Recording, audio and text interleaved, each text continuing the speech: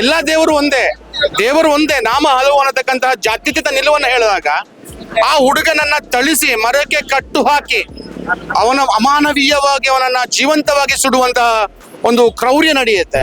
ಇದರ ಬಗ್ಗೆ ತಕ್ಷಣ ಕೇಂದ್ರ ಸರ್ಕಾರ ಮಧ್ಯಪ್ರವೇಶ ಮಾಡಬೇಕು. ಏನು ನಾವು ಹೇಳಿದ ಅಂತಾರಾಷ್ಟ್ರೀಯ ಮಾನವ ಹಕ್ಕುಗಳ ಆಯೋಗ ಏನು ಕುರುಡಾಗಿದೆಯೋ ಸುಮ್ಮನಿದೆಯೋ, ಗಾಜಾ ಅಥವಾ ಪ್ಯಾಲೆಸ್ತೈನಿಗೆ ಮಿಡಿದಂತಹ ಹೃದಯಗಳು ಇವಾಗ ಕುರುಡಾಗಿದೆ. ಕಲ್ಲಂಗಡಿ ಕೆಳಗೆ ಬಿದ್ದಾಗ ಕೂಡ ಮನಸ್ಸು ಕರಗಿ ಹಿಂದೂಗಳೇ ಪೋಸ್ಟ್ ಆಗ್ತಾ ಇದ್ದಾರೆ. ಆದ್ರೆ ಎಲ್ಲಿ ಓದುವಂತಹ ಏನೋ ಅದು ಕಾರುಣ್ಯ ಎಲ್ಲಿ ಹೋಯ್ತು?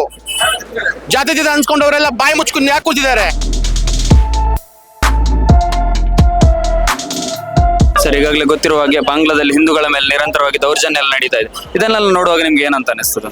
ನೋಡಿ, ಬಾಂಗ್ಲಾದಲ್ಲಿ ಯಾವಾಗ ಹಿಂದೂಗಳು ಅಲ್ಪಸಂಖ್ಯಾತರಾಗಿದ್ದಾರೋ ಆವಾಗಿಂದಾಗಿ ಮತಾಂಧ ಉಗ್ರರ ಏನು ಅಟ್ಟಹಾಸ ನಿರಂತರವಾಗಿ ನಡೀತಾ ಇದೆ.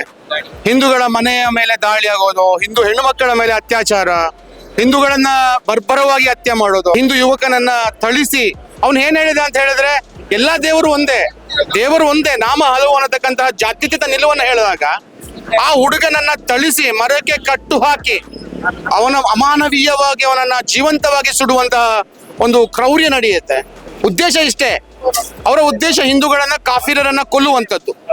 ಹಾಗಾಗಿ ಈ ಕೃತ್ಯವನ್ನ ಖಂಡನೆ ಮಾಡ್ತಾನೆ. ಅಷ್ಟೇ ಅಲ್ಲ, ಇದರ ಬಗ್ಗೆ ತಕ್ಷಣ ಕೇಂದ್ರ ಸರ್ಕಾರ ಮಧ್ಯಪ್ರವೇಶ ಮಾಡಬೇಕು. ಏನು ನಾವು ಹೇಳಿದ ಅಂತಾರಾಷ್ಟ್ರೀಯ ಮಾನವ ಹಕ್ಕುಗಳ ಆಯೋಗ ಏನು ಕುರುಡಾಗಿದೆಯೋ ಸುಮ್ಮನಿದೆಯೋ, ಗಾಜಾ ಅಥವಾ ಪ್ಯಾಲೆಸ್ತೈನಿಗೆ ಮಿಡಿದಂತಹ ಹೃದಯಗಳು ಇವಾಗ ಕುರುಡಾಗಿದೆ. ಯಾರು ಮಾತಾಡ್ಲಿಕ್ಕಿಲ್ಲ. ಯಾವನೊಬ್ಬನು ಕೂಡ ಫಿಲ್ಮ್ ಆಕ್ಟರ್ ಮಾತಾಡ್ತಾ ಇಲ್ಲ, ಸಾಹಿತಿಗಳಿಲ್ಲ, ಎಲ್ರು ಕುರುಡಾಗಿದ್ದಾರೆ. ಆದ್ರೆ ಬಾಂಗ್ಲಾದೇಶದಲ್ಲಿ ಹಿಂದೂಗಳ ಮೇಲಿನ ಕ್ರೌರ್ಯ ನಿರಂತರವಾಗಿ ನಡೀತಾ ಇದೆ. ಇದನ್ನು ನಿಲ್ಲಬೇಕು, ಕೇಂದ್ರ ಸರ್ಕಾರ ಮಧ್ಯಪ್ರವೇಶಿಸಬೇಕು. ಒಂದು ಕಾಲದಲ್ಲಿ ರಾಜಕೀಯ ಕುತಂತ್ರದಿಂದಾಗಿ ಭಾರತದಿಂದ ವಿಭಜನೆಗೊಂಡಂತಹ ದೇಶ. ಆ ಹಿಂದೂಗಳೇನು ಮಾಡಿಲ್ಲ, ಅವ್ರು ತಪ್ಪೇ ಮಾಡಿಲ್ಲ, ಅವರ ಮೇಲೆ ಕ್ರೌರ್ಯ ನಡೀತಾ ಇದೆ.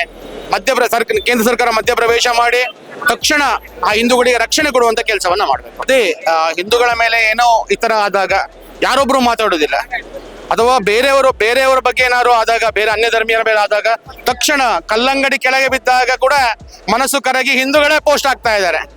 ಆದ್ರೆ ಎಲ್ಲಿ ಓದುವಂತಹ ಏನೋ ಅದು ಕಾರುಣ್ಯ ಎಲ್ಲಿ ಹೋಯ್ತು? ಜಾತ್ಯತೀತ ಅನ್ಸ್ಕೊಂಡವರೆಲ್ಲ ಬಾಯಿ ಮುಚ್ಕೊಂಡು ಯಾಕೆ ಕೂತಿದ್ದಾರೆ?